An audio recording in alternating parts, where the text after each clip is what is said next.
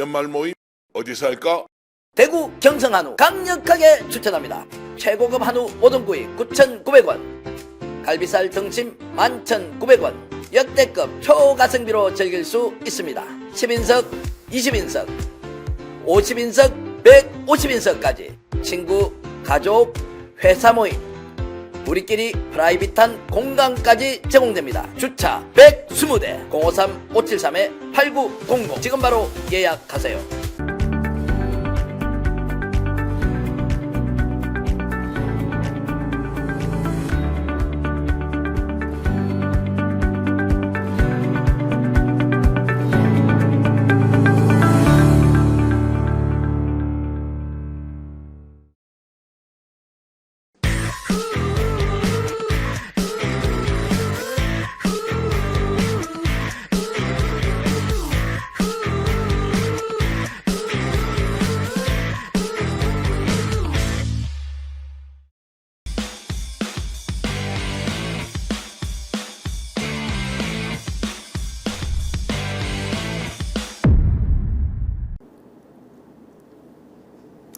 안녕하십니까. 송영길 딥톡 시청자 여러분, 송영길입니다. 오늘은 특별한 손님을 모셨습니다. 정규재 주필님, 한국경제신문의 주필을 역임하셨고 펜앤마이크 대표, 그리고 보수 논객의 대표로서 여러 가지 시국에 대한 날카로운 분석을 해주고 계신 분인데 참 어렵게 모셨습니다. 사실 우리나라 같이 현재 진영 논리로 싸우고 있는 과정에서 자기 진영을 넘어서 객관적인 토론에 나간다는 게 상당히 힘든 일입니다. 그런데 이렇게 초대에 응해주신 정규재 대표님께 진심으로 감사드리고, 보수 진보를 넘어서 함께 이 현 시국 나라를 걱정하는 여러 가지 마음을 서로 나눠보도록 하겠습니다. 오늘은 서로 상호간에 질의하면서 대답하는 토론으로 형태로 진행하고자 합니다. 먼저 정규재 대표님 한 말씀, 인사 말씀 감사합니다. 예. 아니 뭐 인사말이라 적고 아니 사람을 여기까지 불러내는데 특이한 소질을 가지고 계세요. 꼼짝달싹 못하고 여기까지 잡혀와 앉아 있습니다. 예, 오늘 재밌는 얘기가 되기를 바랍니다. 어떤 질문부터 할까요? 네, 일단은 뭐 지금 현 시국이 너무 힘들어서 우리 최근에 유튜브를 통해서 우리 정규재 TV 방송을 보시면 아시겠습니다만 보수 진영에서 이렇게 날카롭게 윤석열 정권의 문제점을 진단하는 분도 드물 것입니다. 한마디로 현 이 정권과 현 시국에 대해서 한번 평가를 해주시죠. 정권 시국 이런 것보다는 네. 저는 걱정되는 게 이 국민들이 분열이 되죠. 네, 그렇습니다. 국민들이 점차 이 원심력이 작용하고 양대 정당으로 구심력으로 응집됩니다. 네, 그러니까 뭐 개딸이다 또는 이쪽에는 무슨 빠다 이런 식으로 응집되죠. 네. 저는 이 응집이 아직은 말하자면 진영을 지키고 있습니다만은 언제 폭발할 거냐 하고 굉장히 두렵죠. 지금은 제도권 안에서 폭발하고 있는 중이죠. 네. 서로가 법률적으로 흠집을 내고 서로가 감옥에 집어넣고 고발하고 소송을 걸기를 뭐 말할 수 없는 소송전을 벌이고 그래서 마치 아테네 민주주의가 망하기 직전 같은 그런 상황을 느낍니다. 우리나라가 너무 높이 날아올랐구나. 이제는 민주주의라는 하중을 못 견디고 있구나. 그런 느낌을 저는 받습니다. 민주주의가 무너져 내릴 것 같은. 마치 베네수엘라나 이런 나라도 요즘 국가가 쇠퇴하고 있거든요. 누구라도 분명히 느낍니다. 베네수엘라라는 국가가 지금 사라지고 있구나. IT라는 국가가 사라지고 있구나. 이런 걸 느끼죠. 대한민국이라는 나라가 그렇게 쉽게 사라질 것 같지는 않습니다만은 마치 그럴 것 같은 두려움과 공포를 안기죠. 제가 여쭤볼까요? 네. 왜 민주당을 그만두셨어요? 왜 소나무당을 만들었습니까? 지금 당 존재하는 거죠. 그렇습니다. 네. 그렇게 된 이유는 사실 제가 민주당의 당 대표를 한 사람이 당을 떠나기가 쉽지가 않았는데 제가 아시다시피 지난 프랑스에 있을 때 소위 전당대회 돈봉투 사건이 터져서 당에 부담을 줄 수가 없기 때문에 제가 탈당을 한 거죠. 단순히 그 이유로. 그렇죠. 탈당을 했고 이제 감옥에 구속되다 보니까 원래는 제가 불출마 선언을 해서 이번 총선에 출마할 생각이 없었는데 네. 한동훈 장관이나 윤석열 장관이 저를 끌어낸 거죠, 정치 전선으로. 그래서 네. 제가 옥중에서 저희 지지자들이 창당을 하자, 출마를 해야 된다 그래서 이렇게 창당과 출마를 하게 된 것입니다. 지금 서나무당은 그대로 유지를 하는 겁니까? 그렇습니다. 예. 아니 그건 예를 들어서 법률적 리스크가 언제쯤 결정이 됩니까? 제가 1월 8일 날 이제 선고를 하는데요. 네. 제가 지난 11월 달에 검찰이 저를 9년 징역형을 구형을 근데 했습니다. 사람을 죽인 모양이죠. 그건 아니고요. 지금 명태균 씨 이 게이트로 드러나고 있는 지금 국민의힘 전당대회 보면은 점입 가경이잖아요. 네. 거기에 여론 조작에 뭐 여러 가지 이 윤석열 대통령도 뭐 강남의 화랑이라는 비밀 선거 사무소 유지와 네. 3억 7천에 달하는 여론 조작 비용들 보면 네. 사실 저희 민주당 전당대회는 깨끗하게 한 것 같습니다. 상대적으로. 네. 근데 어떤 돈 봉투를 뿌린 거로 돼 있잖아요. 그걸 인정을 했죠, 다.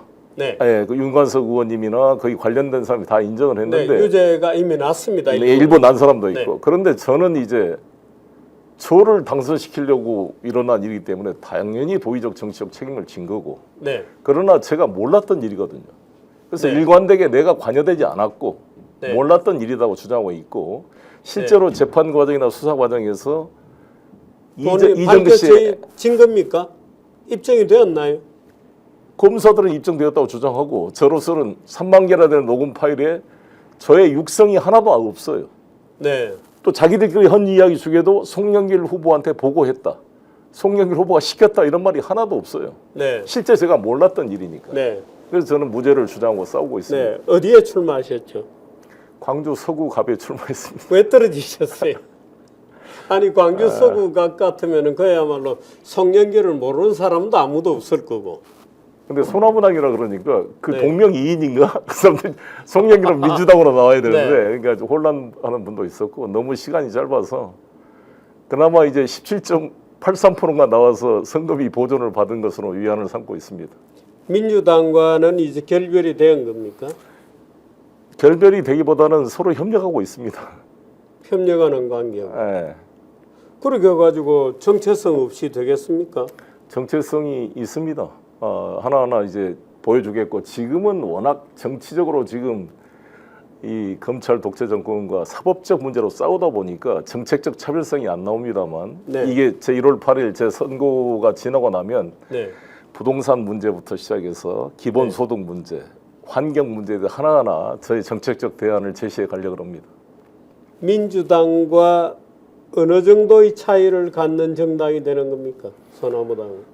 아니 그것은 이제 정책적으로 서로 경쟁이 되고 어떠한 정당도 여든 야든 간에 고인물은 썩거나 이끼가 끼기 마련이기 때문에 이 창조적인 그런 논쟁과 자극이 있어야 발전한다고 봅니다. 그래서 소나무당은 민주당과의 선의의 정책적 경쟁을 통해서 저 오른쪽으로 가나요? 그래도 아무래도 저는 이제 진보 보수의 통합을 표방하고 네. 아시다시피 변희재 씨도 소나무당에 입당해서 네, 활동을 했기 때문에 보수 진보의 스펙트럼을 넓히려고 노력하고 있습니다. 약간 오른쪽으로 가겠군요. 포용해 가는 거죠. 대표적으로 받아들일 수 없는 민주당의 정강 정책은 어떤 게 있습니까? 난 도저히 그걸 못 받아들여.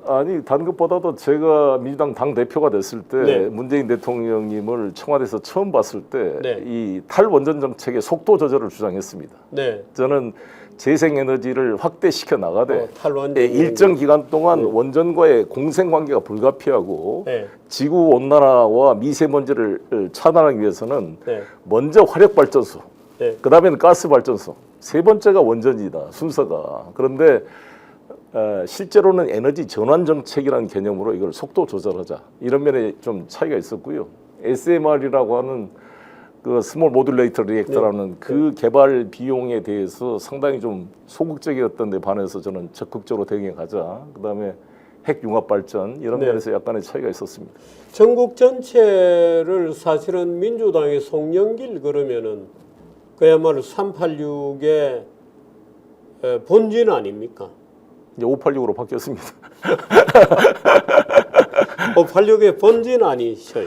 글쎄 뭐 본진이라기보다도 586 그 총학생회장 출신 중에 이재명 후보를 마음속으로 이렇게 수용하고 실제 도운 사람은 송영길이 아마 유일하다 이런 평가가 있습니다.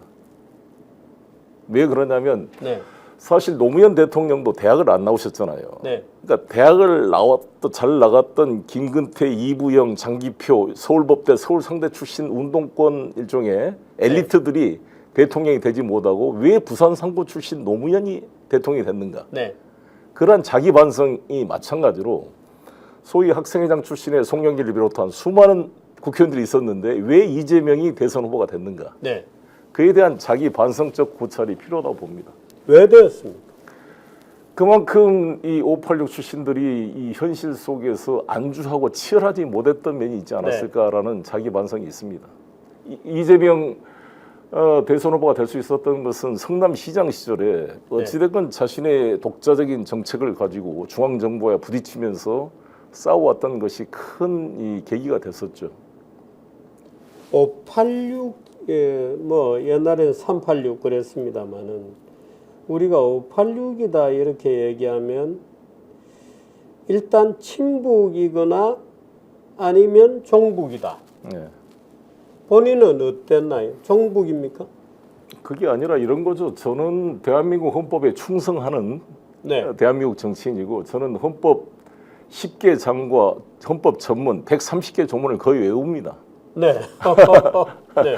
그래서 대신 북한은 우리한테 이중적 존재이다. 우리 네. 체제를 위협하는 측면과 같은 민족으로서의 통합의 대상인 양면성이 있는 거기 때문에 네. 우리 체제 위협의 측면은 국가보안법이나 튼튼한 국방력으로 네. 침략을 방어함과 동시에 또 인도적 지원과 남북 화해 협력을 통해서 그들을 포용해가는 게 양면적으로 진행되는 것이다. 이런 네. 차이지 이걸 종북 친북으로 하는 것은 저는 과도한 것이다 이렇게 봅니다.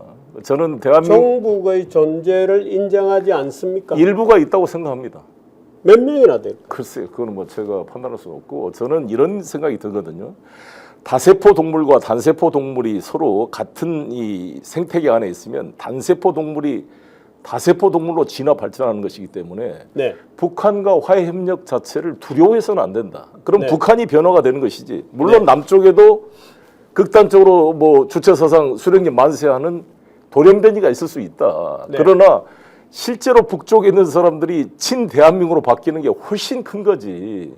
오히려 남북 협력 교류를 두려워한 게 북쪽이잖아요. 그러니까 오히려 통일이라는 것도 없애버리고 지금 고슴도치처럼 자신의 체제를 보호하기 위해서 차단하고 있는 거 아니겠습니까? 종북의 존재를 인정하시지만 몇 명인지는 모르겠다. 또는 본인은 어떻습니까? 종북을 어떻게 정의할 수 있나요? 의사결정의 주체를 대한민국 헌법에 충성하는 전제를 기초로 어떻게 북한을 다뤄갈고 남북관계를 끌어갈 것이냐의 방법론의 차이를 종북으로 이렇게 비화시키는 건 잘못이다. 물론 조선노동당의 지침을 따라야 된다라고 했던 소위 자칭 주사파가 있었던 건 사실이죠. 네, 자칭 주사파가 있기는 했군요. 있었죠. 우리 김영환 씨가 강철은 어떻게 단련됐는가. 근데 그분은 전향해서 지금은 네. 북한 민주주의 운동을 위해 네. 시민단체 활동을 하고 있기 때문에 이것은 많이 본인은 종북은 아니죠. 말씀드렸잖아요. 저는 대한민국 국회의원이고 대한민국 정치인이라고. 네. 예. 이제 제가 질문을 막 해야 되는데 질문을 아니 제가 송영길 대표하고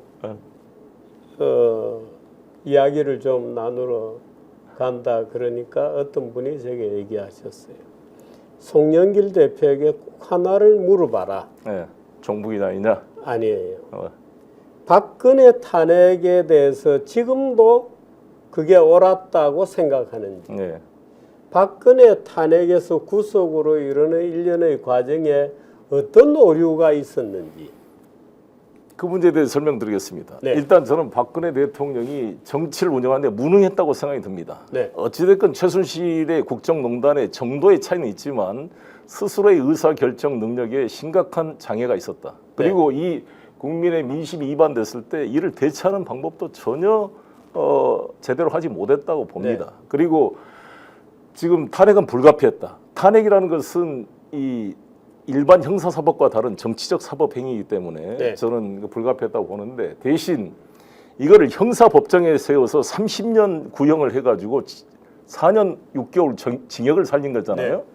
이것은 저는 윤석열과 한동훈 이 정치 검찰들이 태블릿 PC 증거를 조작해가지고 억지로 이 문재인 정부에 잘 보이기 위해서 과잉 충성을 하면서 자신들이 악용을 했다 이렇게 저는 의심하고 있습니다. 지금 이 시국이 불법, 무법 천지가 된 것 같은 느낌을 우리에게 주죠. 그렇습니다. 모든 정치 문제를 사법화해 예, 있습니다. 그렇습니다.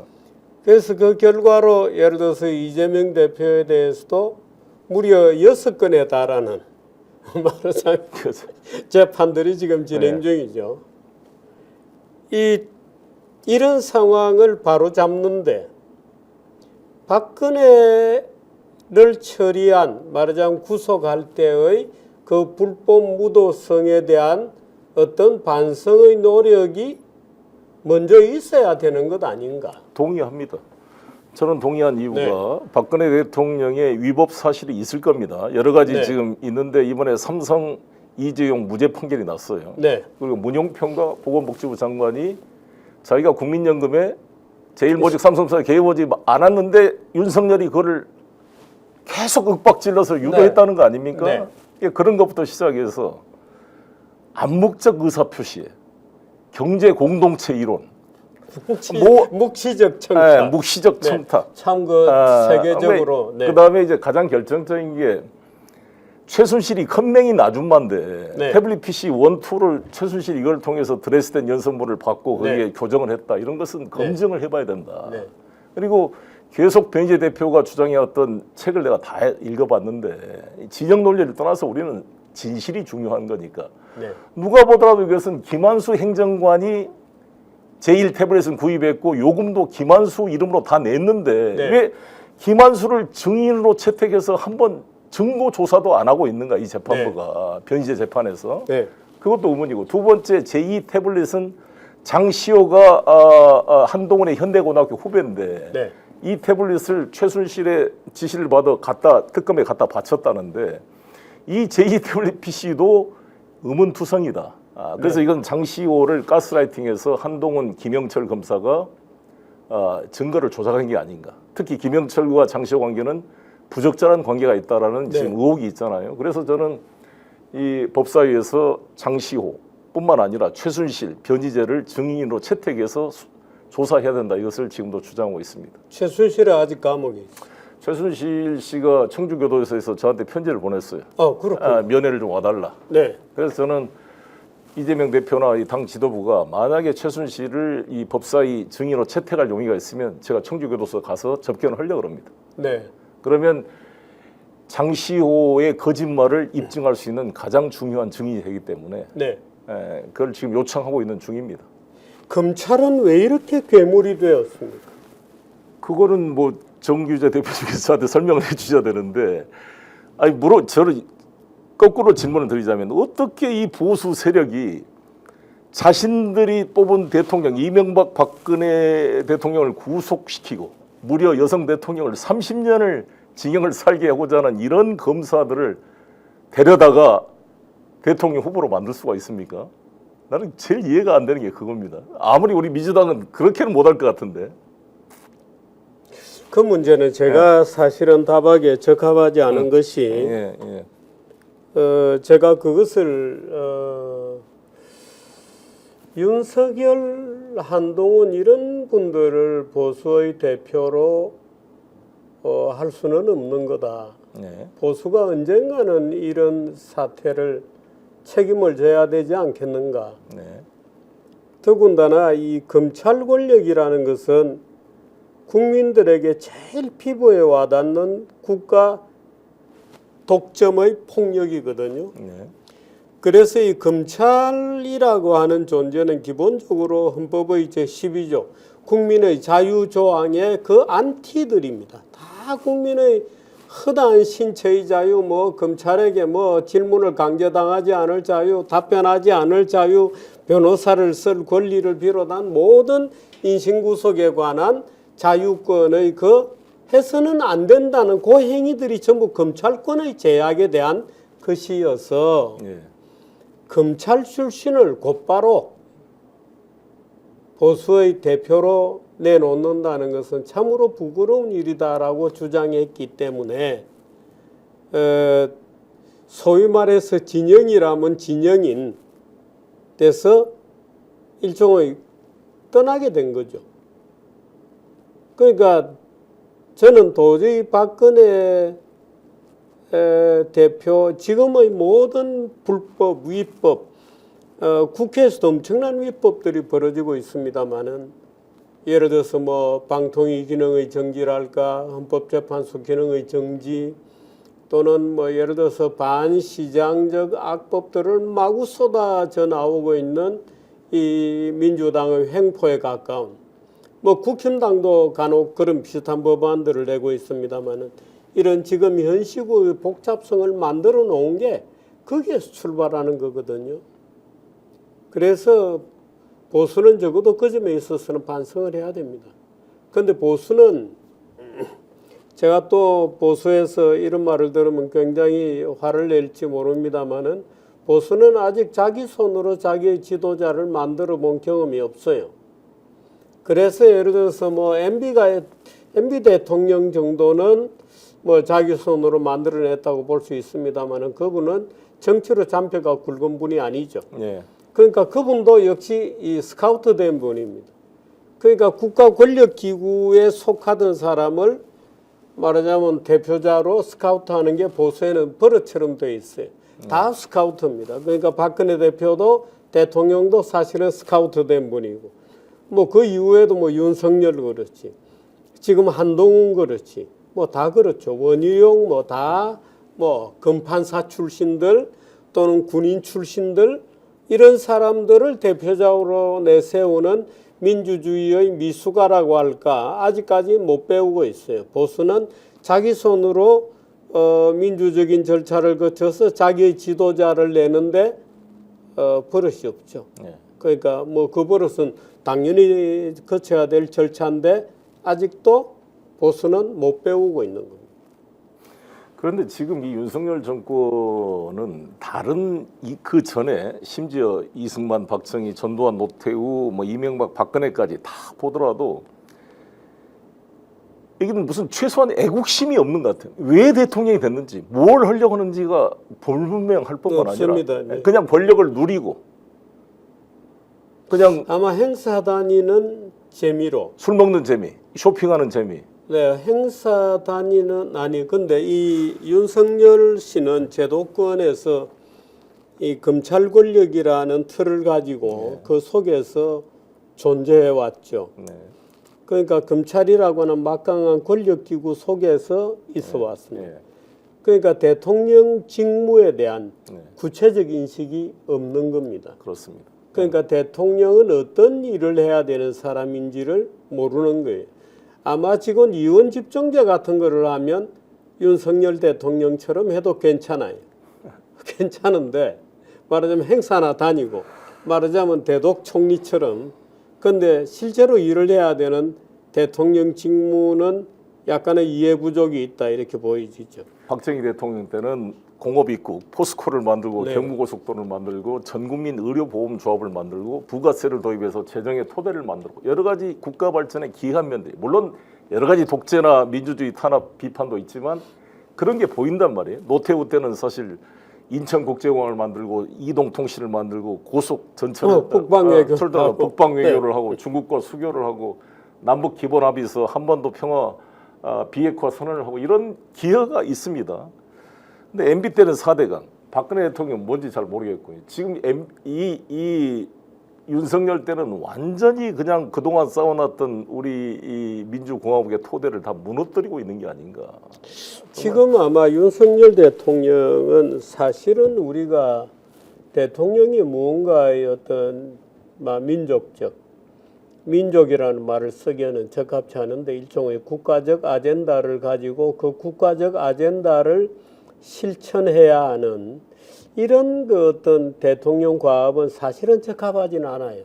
대통령은 국가를 잘 관리하면 그것으로도 충분한데 문제는 이 윤석열 대통령은 대통령이 해야 할 잡에 대한 인식이 굉장히 약하다 이렇게 보죠. 그러니까 계속 저렇게 헛발질만 하고 있고 불쑥불쑥 내지르면 사고를 쳐지르는 거죠. 그러니까 의대 정원 이런 것도 말하자면 의대 정원은 굉장히 수건 사업이었거든요. 의대를 정원해야 되는 거는 수건 사업이었는데 2,000명이나 정원하리라고는 아무도 상상을 못했던 거죠. 그러니까 2,000명 정원함으로써 오히려 그 일 자체의 정당성마저 무너뜨리게 되는 그렇습니다. 그런 일을 저지르는 겁니다. 그냥 굉장히 미숙하다고 보고. 근데 미숙하다는 것이 제가 무슨 그렇다고 해서 탄핵해야 된다는 뜻은 아니에요. 그 대통령 탄핵은 또 다른 커다란 문제를 안고 있어서 그건 보수의 과제인데 보수는 지금도 느껴야 되는 게 그렇습니다. 보수는 지금도 말하자면 군인 출신이거나 검찰 출신이거나 이런 권력가형 지도자에 대한 미련을 아직도 가지고 있는 거예요. 그러니까 보수는 민주주의적 덕목이나 훈련이 안 돼 있는 겁니다.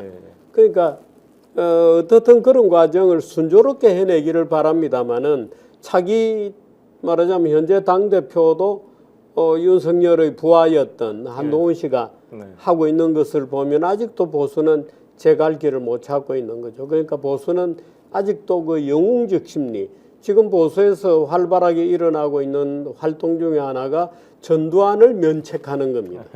그러니까 12.12의 군사 반란적 성격을 탈색시키고 12.12는 불가피했다. 는 논리를 세우는데 굉장히 매진하고 있는 게 보수의 최근의 움직임이거든요.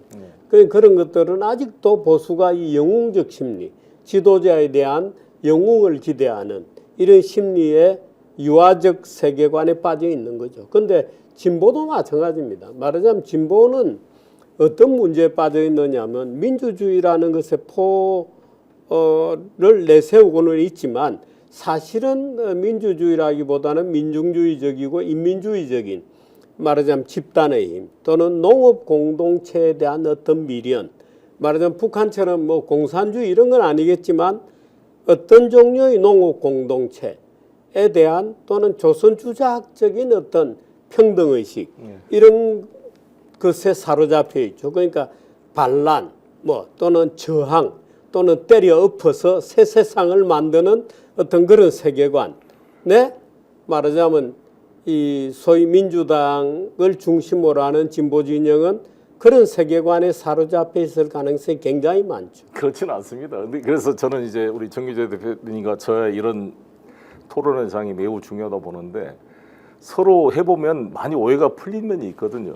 그래서 같이 이런 장에 나와주신 대표님께 감사를 드리고 문제는 지금 우리 대한민국이 세계 최저의 출산율과 최고의 자살률 그리고 이제 트럼프 시대의 새로운 파고 우리 성장 동력이 무너지고 있고 우리나라 곡물 자금률이 40%가 채 안 됩니다. 20%가 채 안 됩니다. 식량 자금률은 40%가 채 안 되고 정말 이런 상황에서 이러한 우리 대한민국의 미래를 개척하기 위한 수많은 담론과 토론을 해야 될 이 시기에 매일 아침에 이재명 대표 구속 기소 유죄 판결 가지고 싸우고 이 국민의힘도 오로지 이재명 죽이기에 몰두하고 있고 거기에 사활을 걸고 있고 이 한동훈 대표는 법원을 앞두고 법정 구속될 것이다. 이렇게 이 판사 판결을 놔두고 이거 가지고 공부하고 있는 이 모습이 너무 안타깝고 한심하게 보입니다. 이런 현상이 생긴 것은 여러 가지 이유가 있습니다만은 검찰 권력이 무소불위의 권력이 되었기 때문이죠.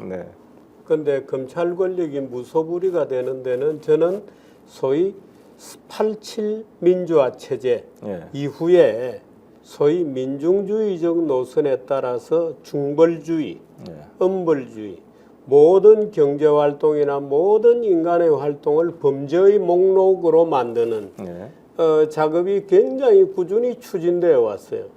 그러니까 언젠가 아마 우리 송 대표도 썼거나 말하는 걸 제가 들은 걸로 기억합니다마는 예를 들어서 압수수색만 하더라도 어마어마한 양이 늘어났거든요.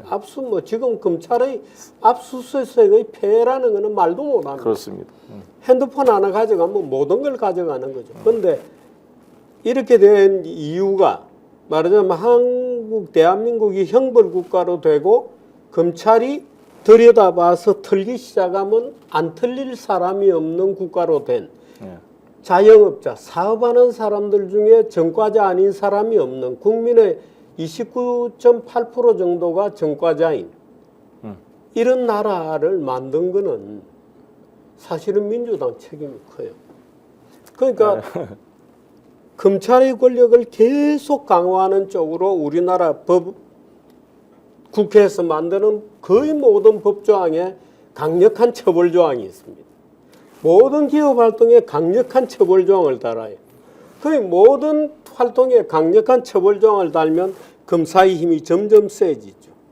아니, 그 반성 안 하세요? 예, 그런 면도 뭐 일리가 있는 지적이라고 봅니다. 그래서 너무 처벌 규정을 남발하는 것. 네. 동시에 근데 문제는 법을 적용함에 있어서 검찰의 수사 지휘권, 압수수색 영장 청구의 독점권, 근데 기소 독점권의 폐해가 컸기 때문에 저희들이 민주당이 일관되게 검찰과 경찰의 그런 수사권 분리와 기소 수사의 분리 그리고 공수처 수립을 통해서 검찰 권력을 현저하자고 노력해 왔는데 윤석열 검찰총장 출신이 되면서 완전히 무너진 거죠.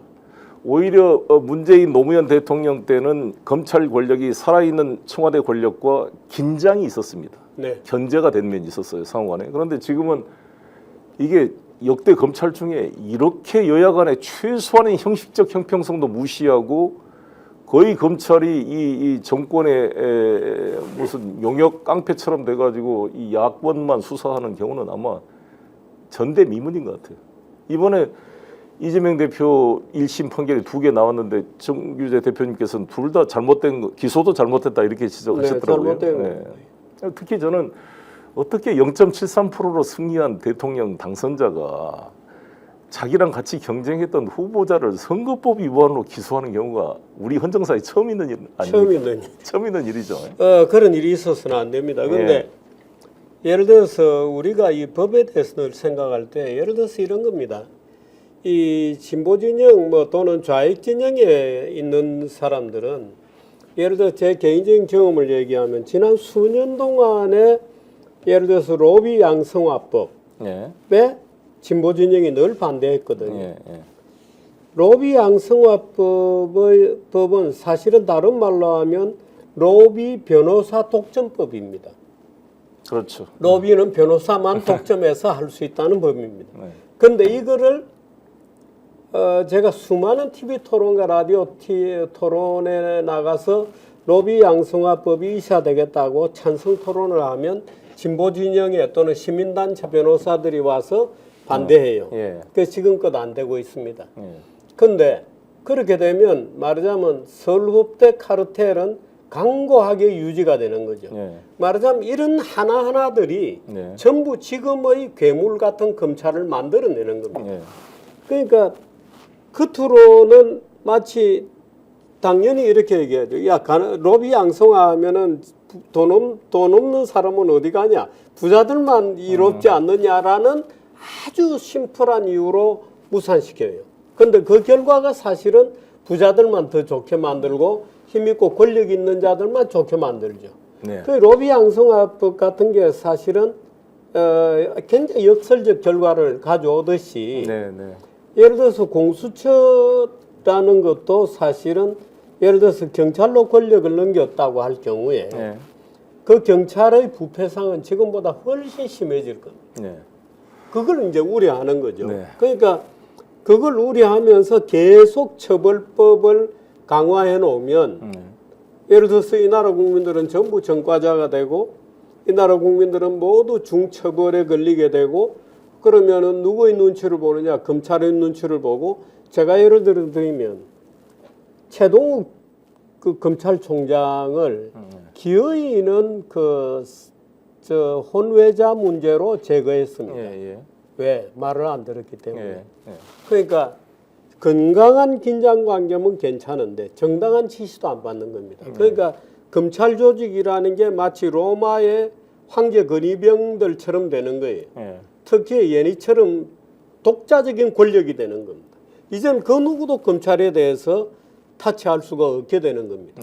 그러니까 이 검찰은 나중에 황제를 죽이기도 하죠. 이제 그런 그 검찰이 된 거죠. 그러니까 윤석열 같은 독특한 형태의 말하자면 지배 조직이 탄생하는 겁니다. 그걸 지금 우리는 보고 있는 거예요. 그런 경우에 어떤 무리수가 나오고 정치가 얼마나 황폐해지는지를 지금 우리가 보고 있는 거죠. 네. 누구 때문이냐? 저는 민주당이 굉장히 큰 노릇을 했다. 예, 그렇게 만들었다. 예, 그 규칙 문제는 또 별도의 토론을 하더라고요. 일단은 이제 이 주제를 언론에 대해서 한번 말씀드리고 싶은데 지금 가장 중요한 게 저는 이 대표님께서는 제2의 탄핵이 돼서는 안 된다 이런 생각을 가지고 계시죠.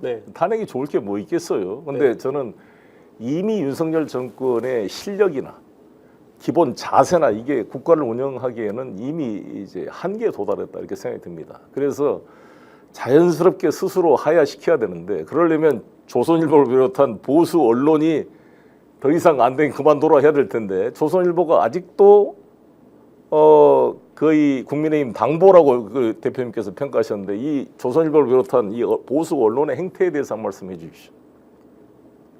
보수 언론 이전에 진보 언론도 마찬가지입니다. 마찬가지인데 이 사실은 이 언론계의 이니셔티브를 또는 헤게모니를 조선일보, 뭐 동아일보, 중앙일보 이런 소위 주류 언론들이 가지고 왔기 때문에 이제 우리가 그걸 타깃으로 논의하게 되는데 우리가 언론의 정도 지금 조선일보 같은 경우에 마치 국힘당의 지도부 전략기획본부 같은 기능을 하죠. 한겨레 신문 같은 경우에도 보면 옛날에 그 뭐 국회의원이 되기도 했습니다마는 뭐 거기 종사하던 기자가 바로 많은 이번에도 그 조선일보에서 국회의원이 여러 명 들어갔죠. 국힘당에. 그런데 예를 들어서 한겨레 신문이나 경향신문 같은 경우에도 거침없는 말하자면 당보 같은 기능을 서로가 하고 있는 거예요.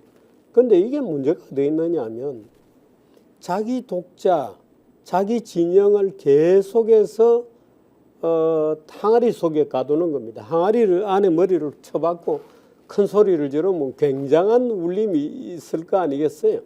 그런데 그런 식으로 만드는 거죠. 그러니까 이 언론들이 진영의 말하자면 국민들을 캄다운 시키고 좋은 정보를 주고 과학적 국민이 되게 만들고 실용적인 국민이 되도록 만들기보다는 계속해서 진영 논리로 구심력으로 작용하는 이런 버릇이 있습니다. 그런데 사실은 지금 신문이라는 매체는 거의 망해가는 매체고 또 KBS 같은 경우에는 관영 또는 준공영 MBC도 그런 상태에 있고 민주당은 MBC를 자격이 유리한 지도부를 놓기 위해서 방통위 자체를 마비시켜 놓고 있는 그런 형편이거든요. 그러니까 진보든 보수든 언론을 자기의 틀 안에 가두어 놓으려는 막강한 노력들이 있고 거기에서 잘 충성한 자는 국회의원으로 픽업을 해주고 이런 이제 먹이 사슬들이 구축이 돼 있죠. 그런데 그 깨는 건 누가 깨느냐? 결국 국민들이 현명해져야 깨는데 그럴 가능성은 없어 보이죠. 현재로서는.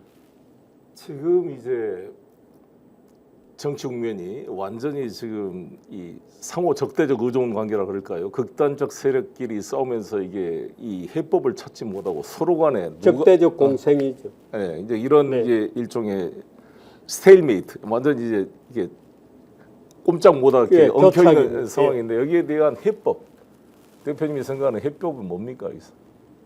저희들은 이제 윤석열을 빨리 탄핵을 시키든지 끌어내리지 않으면 도저히 회생 불가능. 그러니까 이 고쳐쓸 수가 없는 상태다. 이렇게 됩니다. 저는 반대하는 이유가 이렇습니다.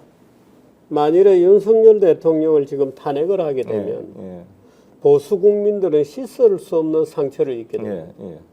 그 상처가 또 다른 증오를 키우죠. 그래서 이거는 국민적 차원에서 국민의 거의 절반을 또는 지난번 선거에서 말하자면 절반씩 나눠 가졌습니다마는 국민의 절반을 내게 씻을 수 없는 상처를 주기 때문에 탄핵이라는 절차는 국민에게 어떤 증오감을 심는 것 외에는 별 효과가 없을 거다 이렇게. 그럼 대안은? 대표님 생각한 대안은? 글쎄요. 이대로 임기 끝까지 가야 됩니까? 아마 지금 몹시 날카로운 비판이 있다는 것을 우선 정당들 간에 서로 정오를 없애는 가장 간단한 방법은 있죠. 예를 들어서 지금 특히나 지난번 총선 이후에 여야 간에는 그야말로 뭐 완전히 다른 길로 향해 달리고 있고 또는 심지어 적대적으로 달리고 있거든요. 예를 들어 지금 국회에 나와 있는 뭐 특검법 같은 것은 한없는 도돌이표를 하고 있고 네. 그래서 저는 뭐 며칠 전에 페이북에다가 재미있게 읽어보시라고 재미로 이런 제안을 했습니다. 지금이야말로 옛날식인 영수회담을 해서 말하자면 이재명 대표에 대한 각종 소추 네. 또 대통령에 대한 각종 예를 들어 김건희 특검법이라든가 최상명 특검법이라든가 하는 종류의 쌍방 공격 행위를 다 중단을 해라. 영수회담을 해서 어떻든 현재 펜딩 이슈는 다 내려놓기로 어떻든 막 평화협정이라도 맺어라. 우크라이나도 지금 평화를 한다는데 평화협정이라도 맺는 그 외에는 지금 방법이 없다. 현재의 정쟁을 줄이는 그 외에는 방법이 대표님이 그러게 되려면 최소한 김건희 정도는 정리를 해야 그 다음이 될 텐데 이제 문제는 예를 들어서 김건희 여사 문제는 제가 진작부터 얘기하는 것은 어디 저 머리 감고 절로 들어가시라고 내가 여러 번 얘기를 했습니다만은 그런 처리 방법 외에는 방법이 없죠. 글쎄요. 근데 이제 대표님께서 탄핵에 대한 걱정은 저도 이제 이해가 됩니다만은 저는 박근혜 대통령 탄핵과 윤석열 탄핵은 질적으로 차이가 있다고 봅니다. 박근혜 대통령 탄핵에 대해서는 네. 많은 지지자들의 가슴에 억울함이 있는 건 충분히 저도 이해가 되는데 윤석열은 그 박근혜를 탄핵하고 그 대통령을 4년 반 동안 구속시킨 장본인입니다. 이걸 문재인 대통령이 시켰겠어요? 대통령이 무슨 그 일일이 그런 수사를 어떻게 합니까?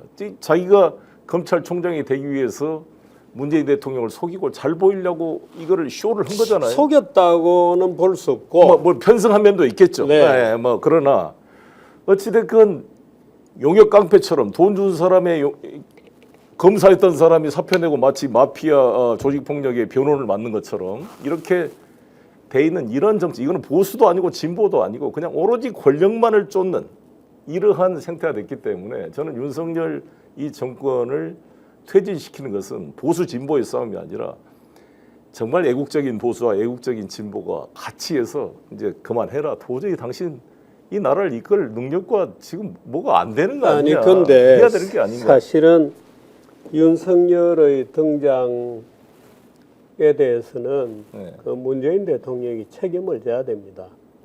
그 끊임없이 그 승진이라든가 이런 네. 것을 통해서 이 윤석열 대통령을 격려해 왔기 때문에 저도 반성하고 있습니다. 고무해 왔죠. 그래서 문재인 대통령이 먼저 예를 들어서 윤석열에게 주어진 미션이 무엇이었는지 또는 거기에 문재인 대통령 본인이 어떤 책임이 있는지에 대한 국민에 대한 어떤 좀 먼저 그런 석고대제가 있어야 될 겁니다. 저도 그건 그래야 동의합니다.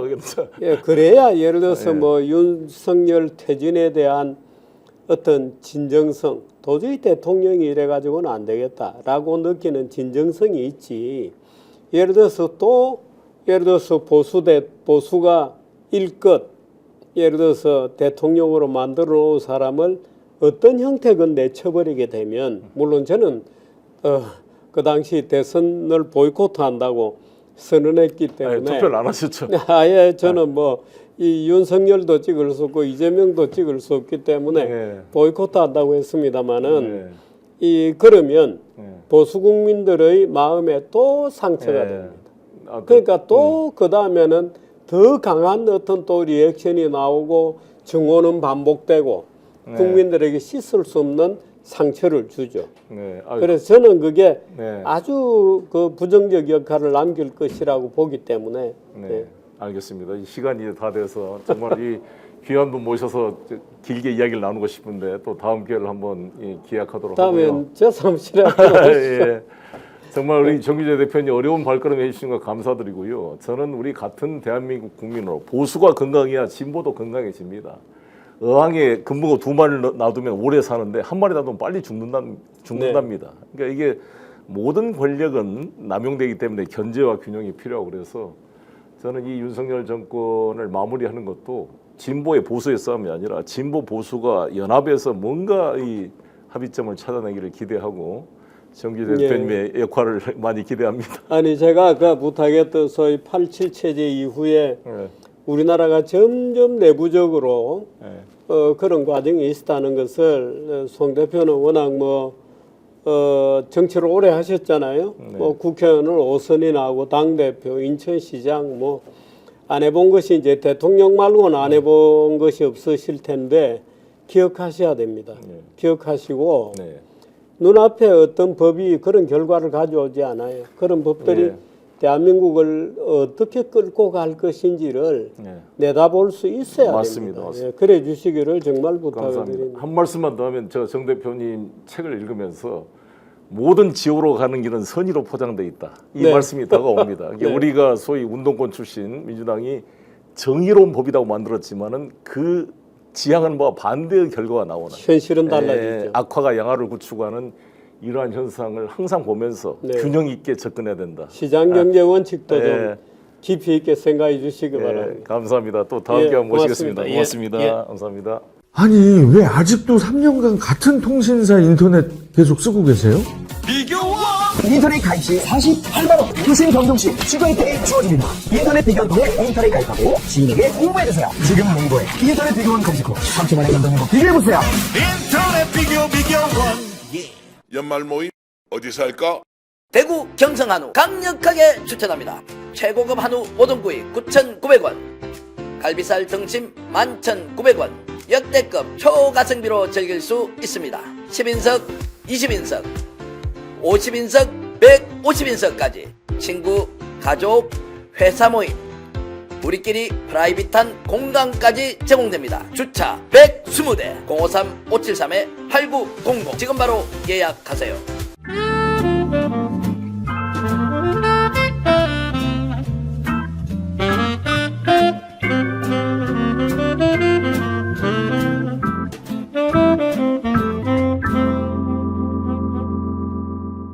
스픽스는 말하는 언론입니다. 대세는 유튜브, 그중에서 스픽스. 좋아요, 댓글, 구독, 알림 설정.